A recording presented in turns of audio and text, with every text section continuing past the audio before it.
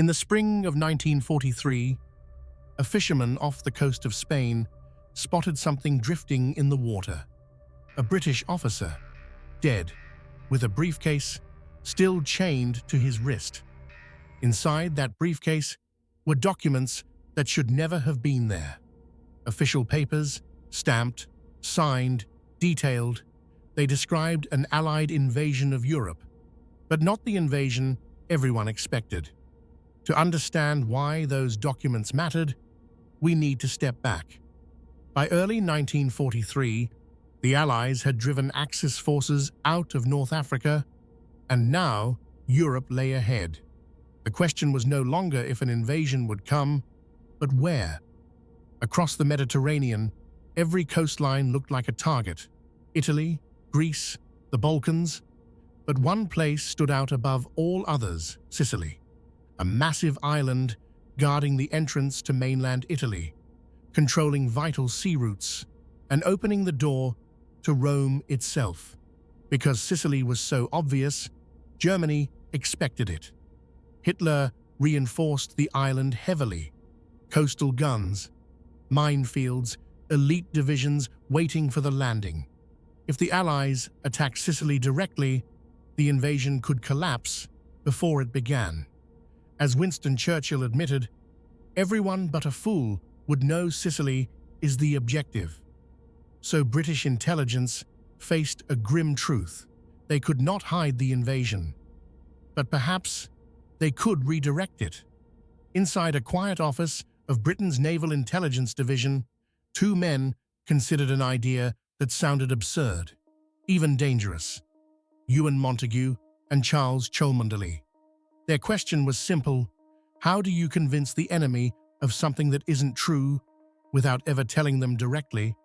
The answer came from an unsettling realization.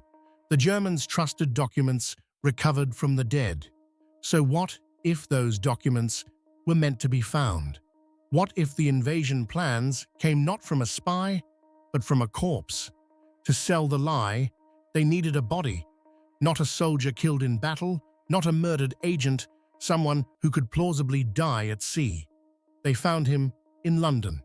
Glyndwr Michael, a homeless Welshman, who died quietly, with no close family to claim him. In death, he was given a new identity: Major William Martin, Royal Marines. From that moment on, everything about him had to feel real.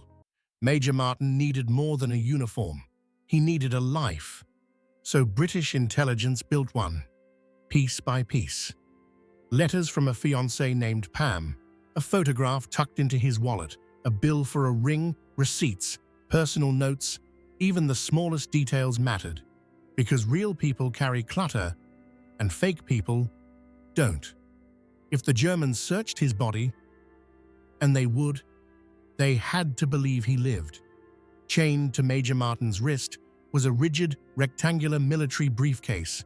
Inside were the heart of the deception: official documents describing Allied invasion plans, but not Sicily. The papers pointed instead to Greece and Sardinia. Sicily appeared only as a decoy, mentioned casually, almost carelessly.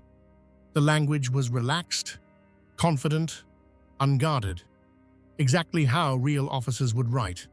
The goal was not just to fool German intelligence, it was to fool Hitler himself. The body could not be released immediately. It was stored on ice for weeks, not to preserve it, but to control decomposition. British pathologists calculated how long a drowned body should drift at sea: too fresh. And doctors would suspect foul play: too decayed. And the illusion would rot away. Even the temperature mattered. This was deception, down to the level of biology. In April 1943, a British submarine surfaced off the coast of Spain. Spain was officially neutral, but crawling with German spies. Before dawn, the body was released into the water. The briefcase remained chained. The submarine slipped away. Now, the plan depended entirely on chance. A Spanish fisherman, spotted the body floating near shore. Authorities recovered it. And just as planned, German intelligence took interest. The documents were quietly copied, photographed, and sent to Berlin. Britain waited.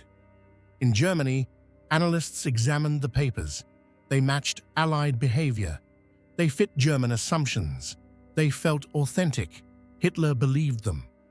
German divisions were redeployed.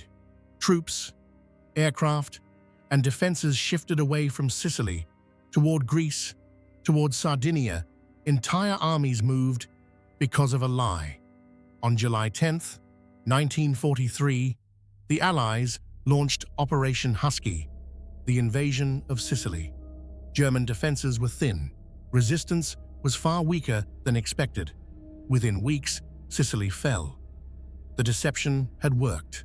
The consequences were immediate. Italy's position in the war collapsed. Benito Mussolini was removed from power. Italy surrendered. Germany was forced to occupy its former ally, all because of documents carried by a dead man. Operation Mincemeat remained classified for decades. The public never knew how close the invasion had come to disaster. Glyndwr Michael was buried in Spain. His gravestone reads, "Served as Major William Martin, Royal Marines." Today, Operation Mincemeat is remembered as one of the greatest intelligence deceptions in history. No battle, no gunfire, just belief. Because in war, the most powerful weapon is not force, it's what the enemy thinks is true. History is full of secrets, and this was one of its deadliest lies.